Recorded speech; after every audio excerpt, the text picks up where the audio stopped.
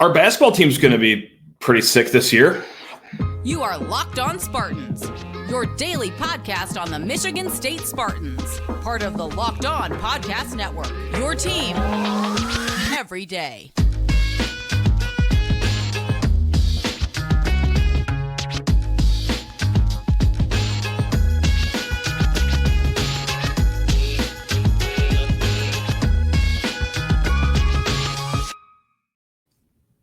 Spartan friends, Spartan family, Locked On Spartans listeners, Michigan fans, welcome. Why on earth wouldn't you be here? This is the downfall you guys all prayed on. I don't even have a quippy remark for you guys. I mean, this is going to be just Christmas in April for everyone that's not a Michigan State fan. Oklahoma fans, if you're here, getting to know about your next player. War Eagle, if we're trying to learn about our next player too. Hypothetically, of course, anything could happen. So you enter the transfer portal, anything goes. Hey, before we go any further, this episode is brought to you by FanDuel Sportsbook. That's right. Head to FanDuel.com/locked on today to get started at America's #1 sportsbook. I don't know. Maybe it's LSU. Maybe it's whoever it is. Hey, let's get to the news of the day here. And that is, yes, MSU softball pitcher Faith Guidry throws a no-hitter over the weekend. And in other news, this came across the blotter. MSU's best player just entered the transfer portal. Keon Coleman, wide receiver, number 0. He is out at East Lansing. That is per a report from 24/7 Sports' Justin Thin. And then, hey, Payton Thorne. This isn't a report. This is just actually something that happened. Payton Thorne, yes, the 30-time starter for Michigan State, led Michigan State to the Peach Bowl 2 years ago and then had a season last year. He is in the portal as well, but this comes weeks after it looked like that he was in the driver's seat to once again have that starting role as the quarterback. So where are we going to go with this one? How do we want to start? First and foremost, I will say this. I did catch wind of the Keon stuff late on Saturday. I caught wind of the Thorne stuff late on Friday, actually earlier on Friday. And that's not me just being like, oh, look at me, I have inside info. Like, no, that's just me saying that you guys have, if you've seen the show, you know I can get passionate. I can get emotional. I've had time to sleep on this. All right, that's the point of bringing that up. And I don't got anything for you. I don't have any way to put lipstick on this pig. This is not good. How about that for analysis right there? This isn't good. I'll try my best positive spin zone before going any further because we're gonna have a lot of not so nice things to say. Maybe we just become a more run-oriented football team, right? Nathan Carter, strong running back. Jalen Berger, Jerry Mangum, you like that powerful running back transfer pickup. The offensive line should be pretty good this year. Okay, that's that on the offense. So Michigan State now losing Keon Coleman. Let's just start with him because that is going to be the name that is going to probably irk most State fans. And that's not to say that people aren't going to be upset about Payton Thorne leaving either. I mean, that's certainly not good news either, no matter how you think about him. But start with Keon Coleman here. Look, let's just all be adults here, right? Why did this happen? Oh my, what could have possibly happened? Like, we know what happened. Other programs got in here, got in his ear, made him probably an offer he can't refuse. But here's what I'm not going to do. I'm not going to sit here and go all pouty face being like, oh, teams can't tamper. No, that's not in the rules. They broke the rules. Like, everyone does it, all right? Every single program probably does some iteration of it. Yes, some more than others, but hey, you know what's a really good strategy in not having your players leave to other programs that they're being tampered upon? How about you just match the offer or make the offer one that they can't refuse, all right? How many times have we heard about, hey, Michigan State, we're going to be a pioneer in NIL. All right, hey, here's our director of recruiting getting in front of a microphone saying, hey, I can tell you what, NIL will never be a problem here at Michigan State. Now, he has since left the program, but still that sentiment has always been around the program since NIL has been a factor. All right, hey, there's school X out there with some either new money or boomer money out there offering a nice little contract deal. Match it. All right, give them an incentive they can't refuse. And let's say for some reason that, it's not NIL. Okay, well, then that's also a problem that you have to look yourself in the face and figure out how you let a player as good as Keon Coleman. Again, this isn't a guy that, he's an untapped third receiver on the depth chart that isn't going to be in the offense. Like, no, it is clear cut that he is going to be the main option in this passing game. And the fact that you still couldn't keep him, how on earth can you dress that up? And I get it. Hey, believe me, not one player is bigger than the program. The program will move forward. There's no one player that's above it. Okay, but that one player can be the difference between, I don't know, an 8-4 season perhaps, and then, another season where you're going late into November praying for a 6th win. And that's kind of what we're looking at here. I mean, Keon Coleman is that good where he can be worth 2-3 wins in a season, because right now, hey, it was bad enough losing Jaden Reed in the offseason to the NFL draft. Now you just lost your number 2 guy. And look, I love Trey Mosley. I might be the biggest Trey Mosley fan of all time, and I might lose that card after saying what I'm about to say next. But if we're going into the season with him as wide receiver number 1, look, I really liked him in the slot last year, or maybe out wide with those hitch routes, the slant routes, just those really reliable 3rd down routes that you could always count on him for. He's not going to take the top off the defense. He's not going to get double teams on him like Keon Coleman would have, and this is going to be a platonic at best passing offense now without Keon Coleman. Now let's move on to player number 2 here. This is Payton Thorne. And why on earth would he leave? Well, let's not get ourselves here. This is probably the same iteration of what is going on with Keon, I would imagine. And look, we have plenty of thoughts on Payton Thorne. If you're even just a fair weather Michigan State fan, you've got plenty of thoughts on Payton Thorne. We've shared them all here. And there's 2 schools of thought here, and both can be true. One school of thought is that, okay, really, really rough season last year. What he did in the year prior in the Peach Bowl season, making really good decisions, never forcing the ball, did that a little bit more last year, and that's where kind of things fell apart. Also very skittish out of the pocket. Now, whether that was justified or not, because the offensive line had their ups and downs, could argue that at a different date. But yeah, always abandoning the pocket a little early, throwing off his back foot, a little inaccurate. It is what it is. But at the same time, here's your second school of thought. This was the kid that did have 30 starts under his belt in this offense, right? I mean, of course, we're not going to ignore the fact that Kenneth Walker was a massive reason they won the Peach Bowl that year, and that Kenneth Walker in the play action game was a massive reason Payton looked a lot better and set a single season touchdown scoring record that year. But still, that is your number 1 quarterback. He was in the driver's seat. We were told that as much 3 weeks ago. So whether you think, hey, Payton wasn't that great, and I thought he was mediocre. Yeah, he was fine. He was fine. But here's the thing. He was still the top quarterback in this spring. All right. There's no saying that Noah Kim is just going to plug in and play any better than him, at least not what the coaching staff thought in the spring practice. But I mean, hey, we don't have to talk about that anymore of who's going to be the starting quarterback between Kim and Thorne, because right now Kim is in the driver's seat. And yes, if you want any solace in what happened, maybe this lessens the chances of Caden Hauser transferring, right? That at worst, he's going to be the number 2 quarterback. And certainly that's not what he wants going into his sophomore season, of course, as a highly rated 4-star recruit. But I mean, that's where we're at right now. So, hey, right now we're recording lunchtime on Sunday. These players have until midnight tonight to decide whether they want to enter the transfer portal or not. And, so we'll see if anything else unfolds there. But no, that's what we are looking for here. This is so funny. Oh, man. Stay tuned for tomorrow's episode, by the way, because we talked with Chase Glasser. We pre-recorded this episode late last week. And the first segment was just entirely talking about how Payton Thorne's going to be the quarterback next year. So if I'm debating to myself whether I want to just delete that segment or just start off with saying, hey, this is pre-recorded.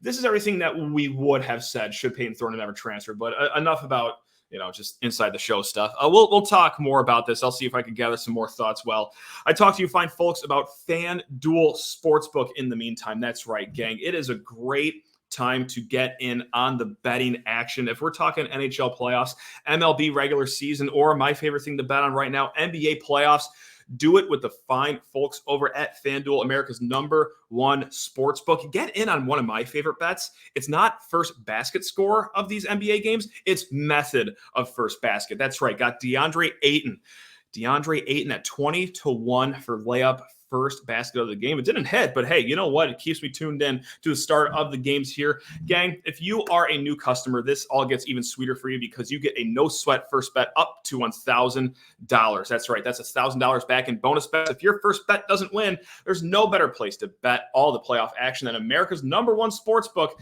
Visit FanDuel.com/lockedon and get a no sweat first bet up to $1,000. That's FanDuel.com/lockedon. FanDuel, the official sports betting partner of the NBA. Oh, but I'm not even gonna lie to you people. You beautiful people. Thank you all again for listening.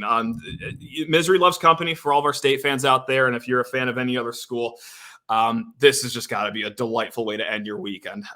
Here we are. Oh boy, those cigar pictures really seem like they were forever ago, don't they? Let's talk about the man of the hour here. At least still in the program, the guy that's still in East Lansing, and that's Mel Tucker.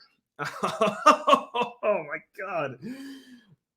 If you told me last June, coming off a Peach Bowl victory, we have 5 stars galore, 4 stars galore visiting campus, and you told me that less than a year later, not only would you not go to a bowl game, but you would feel this miserable about the outlook of Michigan State football, I would assume that some horrific natural disaster happened that wiped away the football complex, and then everyone got sanctioned somehow too in a different scandal. But no, it's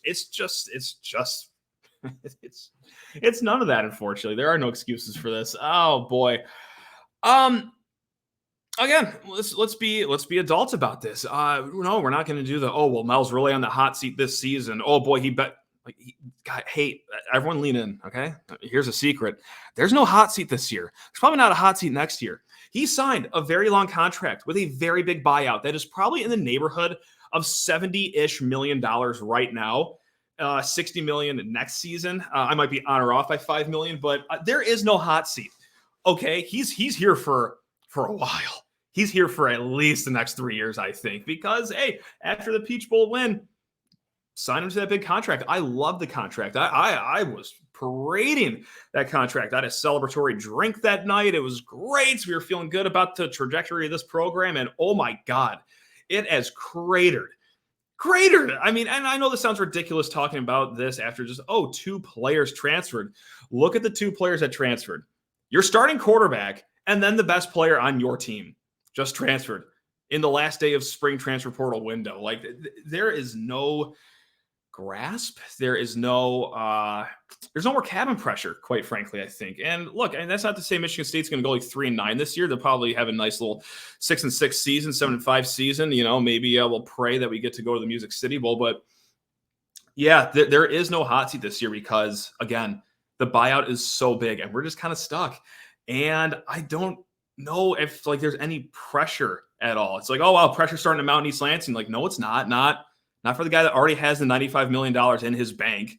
I'm not saying he's quitting. I'm not saying that, he's just giving up and just going throughout his day. Yeah, he's probably chopping still, but yeah, like there's way less heat on him. There's probably less drive to, steer the ship in the right direction here. It's just crazy how bad things have gotten.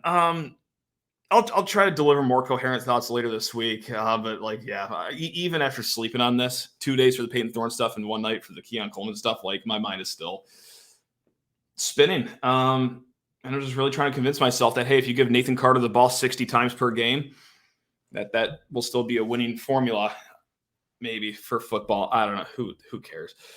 Who cares? We care, unfortunately. That's who cares. That's the sad part of it, is that we care a little too much. And oh my God, before I started recording, I X'd out of my notes document. Oh boy, we're all struggling here today. Just bear with me here, folks. All right, hey, we got some exciting news.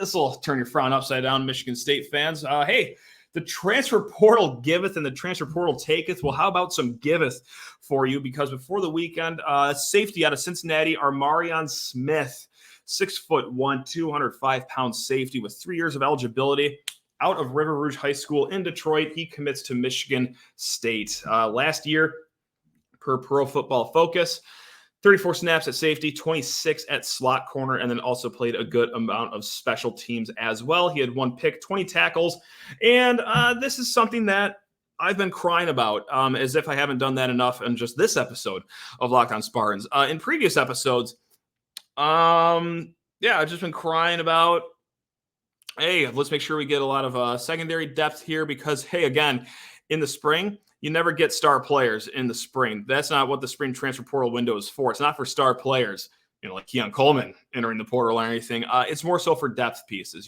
guys that figured out that they're not going to be the number one on their school's depth chart or the number two on their school's depth chart. So they want to go find a school where they can be a slot up perhaps. And it's no secret that Michigan State, they have some depth needs, especially at the safety position. Cornerback position can always use that. And here you go. Okay, Armarion Smith, a kid that can probably play in the 2 deep at Michigan State. I assume that's where he'll start the season. I don't think he's going to jump over Jaden Mangum, Malik Spencer, Dylan Tatum, for example, in that little slot corner nickel position. But yeah, it's nice to bolster up depth there because, again, behind Mangum, behind Spencer, it's Justin White.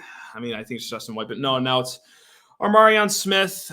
So there you go. That'll right the ship here. That's going to get us back into New Year's 6 contention. So there we have it. Oh, hey, here's some more good news from before the weekend here. Dylan Messman, that's right, the legacy 4-star tight end recruit out of Saline High School. He was down to Michigan State, the school that he has family ties to, the school that's right down the road.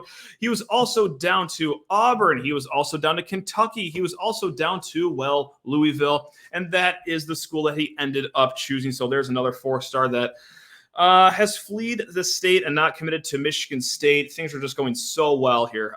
Dustin Smith writes in, does Tucker have any momentum left at all? With Dylan Messman going to Louisville, are we even on the radar for anyone? I can't believe we still have a shot at David Stone. Feels like football is just dead in the water. That email was sent to lockedonspartans@gmail.com. lockedonspartans@gmail.com. That was sent before this Payton Thorne and Keon Coleman stuff was even out there in public. So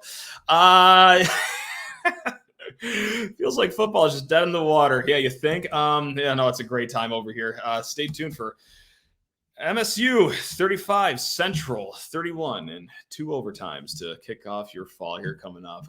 Just miserable. All right. Okay, well, here we go. We'll break this up. Does Tucker have any momentum left at all? Look, here's some good news, I guess. Jordan Ross, he's a 4-star wide receiver. Dylan Williams, 4-star linebacker. They're both from Cali. They have scheduled their official visits for June. All right, so there's at least 2 guys here. Now, the part of the email where it says, I can't believe we still have a shot at David Stone, feels like football is just dead in the water. Hey, you know what? While I've rained on everyone's parade so far for the last 17 minutes, I might as well keep it going and give you my true thoughts on the David Stone situation. Not coming here, okay? Not coming here. I mean, I get it, all right? A lot of pictures posted with Michigan State gear. He's here every other weekend, it seems like. Unofficial here, official, hey, he's on Instagram posting stuff in Michigan State gear while on Oklahoma's campus. Ha, ha, ha. Hey, here's a little secret here, and I'm not, going to be, one to call myself an expert here on recruiting, but here's just an expert on human behavior. If you like a place so much, if you are in love with a place so much or a person so much, it really doesn't matter. You would probably just end up being committed to them in the first place, wouldn't you? If he wanted to be a Michigan State Spartan as bad as he's leading on, and I know I'm doing something ridiculous right now. I'm picking apart a teenager's behavior. But no, here, this is for everyone. This is for the rest of the adults that follow recruiting. If someone is leading on that much that they love Michigan State, they're always repping Sparty gear, and they're not ever committed. Doesn't that seem a little weird to you guys? Doesn't that seem a little strange that, hey, he's doing this, and that? He's doing everything to rep Michigan State except doing the number one thing, and that is committing. And you might say, hey, well, yeah, he's a 5-star player. He's going to take his time in this process. Why would he commit? Of course he's going to take his time. Well, okay, if you commit early, especially as a 5-star player, we've seen this with recruiting class after recruiting class, not just at Michigan State, but all around the country, that if star players commit early, they could start recruiting a lot of their, pretty good friends to play for them, like Zadavion Sims or whatever, another kid that probably won't end up committing here. I'm sorry. You had me going for the first 2 months of the whole oh, hey, I love MSU stuff, but I I got a hard time believing that, it is that legitimate. Is MSU being strung along for some reason? Look, I don't know what it is, but yeah, it is very bizarre to me that it's all Sparty all the time except for commitment. So no, like I have a very hard time believing that it's just going to magically, especially with how great of shape the program's in right now. I have a very hard time believing that it's just going to work out, because why would we think anything's going to work out right now for football? Quite bluntly here, believe me, I'm trying to be positive. It's clearly not working. So yeah, there's your there's your recruiting update. Dylan Messman down to Louisville, outside of the state of Michigan. Can't keep legacy recruits in here. I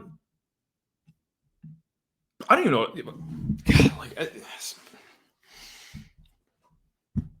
I'm doing the worst thing right. Like I'm just leaving dead air over the podcast and on YouTube. Oh man, the number one thought I always keep coming back to is that last June, and just how high we all felt. Top of the world, double-digit win season. Actually, you don't here. You know what? Yeah, we're in the third segment now. No one listens to the third segment ever. So let's just start riffing here. This is for the 17 people I want to stick around. I've been sitting on a take, and now it seems like the good time to launch it. Really uncork one here, and I don't even know if I'm joking when I say this anymore, which is going to sound crazy, but did the Peach Bowl year and having K9 come here hurt the program long term? I mean, like, I can't believe that's a statement leaving my mouth, but did that actually hurt the program long term? Because since we win 11 games that year, we win the Peach Bowl, recruiting momentum is through the roof, and yes, this contract was signed halfway through the season. But man, that was through a season that was looking really good halfway through because of Kenneth Walker. And here's the first thing that I hate to say before I go any further is that all the Michigan fans that were up and down screaming that, oh my God, Kenneth Walker just got Mel Tucker paid $95 million. That's becoming more true by the week, first and foremost. I hate to say it. And yes, there is still time for Mel Tucker to turn this ship around, to get on the right side of things. But really big hole we're digging ourselves out of, especially off the momentum of that New Year's Six Bowl. Anyway, did that hurt Michigan State long term? That this New Year's Six Bowl, this Peach Bowl, and all the smoke around K9, he's a Spartan, he's doing great things in the NFL, it's awesome. Did that actually hurt the program? Because let me tell you, Michigan State goes like 8-4 that year.